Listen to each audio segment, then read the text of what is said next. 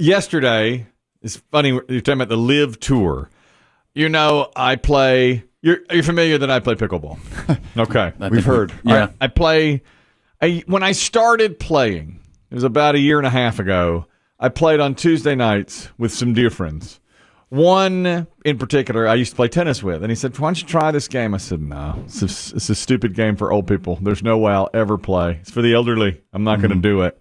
He said, come on, I think you'd enjoy it. Come on. Well, of course I liked it and got so into it that now I play all the time. And I've moved to different groups now. I've gone to a lot of different groups. It's a real inside look at you, and pretty much how you handle relationships as a whole. Biggie's right. I mean, a scientist, psychiatrist could do a field study on how you've drained the fun out of something that used to be fun, and scraped off layers of friendships. All in pursuit of a goal you'll never attain. That's right. Well, and to me, this is going to be a weird one because we're rolling into football season. Yeah, I have no doubt this year the Super Bowl party will be back. You're right. Without a doubt. I'm already planning it. I know. I know. Yep. Come Super Bowl time, there's going to be a party at your house. Yes. And what's going to be fun is to see who's no longer there. Right. Because you and your wife had it out a few years ago where you said, well, I want to invite some tennis friends. And she said, well, I want to invite teacher friends. And the party grew a lot. Yeah. And it was a wonderful time. Thank you. But I'm looking forward to see now who's still around. Who's still making the cut. It's going to be like a gang fight if things don't get under control. Now, I've just spread myself out so much. I have so many groups that I am in, my worlds. I'm just all over the place now. But last night, now normally I don't play where the original group who got me in a year and a half ago, they play at a certain place every Tuesday night. And I just know it's happening every Tuesday night. And they used to invite me. They used to put me on the text chain. But I stopped answering those texts. Or I would never play on Tuesday. So finally, one of them said, why don't I just take you off this? You don't want to be here? You're not going to come anymore. And that's fine. And I'd made some wonderful new friends. I mean, I really liked them a lot. But I felt my play had risen a little bit above that Tuesday night. No longer for fun. You know, I wanted to play a little. Wasn't there a delightful pop song from the late 1980s entitled Seasons Change? Seasons change. That's it. There was. Biggie's got an expose. The expose? Okay. Yeah. All right. Okay. Seasons change, my friends. I always like that song. Yes. Yeah. Seasons change. It doesn't suck. Expose, a pretty good song. You're right. Okay. Yeah. Feelings change. All right. Okay. So, last night, I've now been invited back on a Tuesday night by a different group. And at the same spot. And I was like, oh, boy. Awkward. Oh, boy. This could be awkward. So I even thought, I checked the schedule of the previous group, and I knew they had like a league match on Thursday, and I thought, well, they probably won't play on Tuesday. They're not going to play twice in 1 week. I thought they're really once-a-weekers in general. Got out there, started playing with the new group, and here they come. All the old group comes out. The original crew. The original crew. And I'm going to put this as nicely as I can. It's not like you blend well. No. So you couldn't just kind of shrink down and mix in with the other pickleball players. They spot you. Mouthpiece, 8 shirts, headband, squishy shoes, 6'9". They tell you. That's with a hunch. Sorry, guys. Seasons change. Yeah, here they came. They were like, oh, well, look who's back. Well. Look who's back with a different group.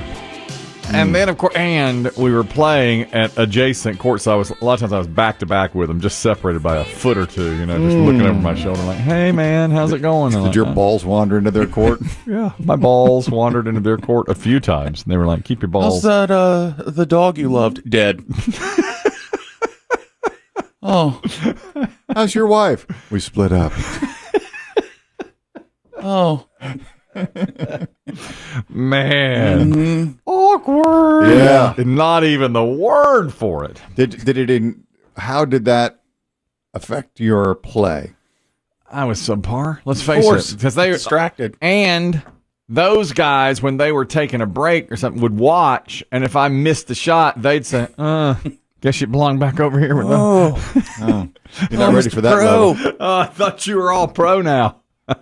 Thought you were Mr. Something, all of a sudden, Mr. Big League all of a sudden. Yeah, and Biggie can back me up on this, but from just anecdotal evidence, it sounds like you've been on a run of lousy play lately. Yeah, lately I have. And I tell you what, I think it's the shoes, it's the footwear. I am sweating so much now through the shoes. You said that. And yesterday I was leaving that foamy salt trail again behind me. And I was on the court, my feet were stinking so badly through the shoes that some of the guys I was playing with were like, what is that? What is that smell? That's how bad. Is there a dead raccoon over there? I mean, I'm smelling so bad. It's like I can't even describe the smell of bacteria-ridden feet. Now, when I got in the shower last night, I took my antibacterial soap and I really scrubbed my feet. At Chris Demm's suggestion, I sat on the bench and did that. I take small measure of comfort in the fact that I have to tell a 51-year-old man to wash his feet, but I'll take it. I used to just let the soap drain down on my feet, which I thought was fine, but now my children are saying, what just came in the house? You stink. I stink. And the other players that I was playing with, they were like, man, you stink. And the court was so wet with my sweat. Other guys were like slipping, and they were saying, I can't You're play, a hazard. I can't play like this. It's terrible. It's now gotten to the point where your hygiene is becoming a problem. Yes. I'm getting messages, and I'm not sure if Biggie is, through social media and email, that will say, I saw Kelly at such and such place. Because, you go to 3, 4, 5 places. Really, that's about it. That's right. And sometimes they'll say he was nice, or he was phony, or he was standoffish. The latest adjectives describe you are unapproachable. That's right. And now I'm getting smell reports. Yeah. He smells. Smell reports. What an awful smell. I just can't even get rid of it. He kind of stunk. Yeah. He walked by me and he stunk. Yeah. Well, he stunk. That's and right. And, we kind of covered this a little bit yesterday, that some of it may be what you're putting in your body. I think it is. I will say this, as somebody who's changed their diet. Yeah. When I sweat now, I don't, you still smell like you sweat, but I don't have a terrible odor, and I think it's because of what I'm eating. I'm eating a lot of everything bagels with onion and chive cream cheese. That'll do it. I had that today on the way in, as a matter of fact. Already. An everything bagel with onion and chive cream cheese, and I take the everything bagel seasoning and sprinkle more on top your of it. everything bagel. Yeah. I think you're eating too much dairy, too. I think you're right. I think you're exactly right. I think dairy might have something to do with everything, with your PRI, with everything. You very well could be right. I don't eat a lot of dairy. I don't smell like I used to. I don't poop like I used to. I'm eating a lot of pimento cheese, and I'm pooping for the both of us. Okay? That's too much dairy, man. I'm eating a lot of dairy in my diet right now. I mean, it's all over the place. In what form? Cheese and cream cheese? Cheese, cream Ranch. cheese, ranch. I don't know if that's even considered yeah, dairy. that's dairy. Cheese, cream cheese, ranch. The cream cheese out the wazoo. I mean, all the time. And that everything bagel seasoning has just changed my life. Oh, that stuff is great. But I think it's causing all of these things, like you just said. I think I need a big change in that department. The whole point is, those guys I used to play with, one of them came over to me and said, how are things over here on the LIV Tour? Burn. Solid. Burn. It's petty and perfect. Yeah. Just like It really is. Just like the parking space. Yeah. Oh, man. Yeah, Ouch. it's funny because it's almost true. Yeah, and I was like, oh, yeah, I think everything's fine. Good one. And then, of course, it made me feel so self-conscious as I was playing. How's your kid? He's in jail. I guess you didn't hear. He went to jail after my wife and I split. Oh, that's great. Great. That's great. Yeah. What kind of paddle you got there? Great. Couldn't help but see you didn't come see me in the hospital when I threw my back out. Right. Yeah. These are my dearest friends. Yeah. Yes. Where's Bob? Oh, he's in a coma. Man, I've been gone too long. Seasons. change. Seasons. I guess that's the whole lesson of the whole thing, is seasons change.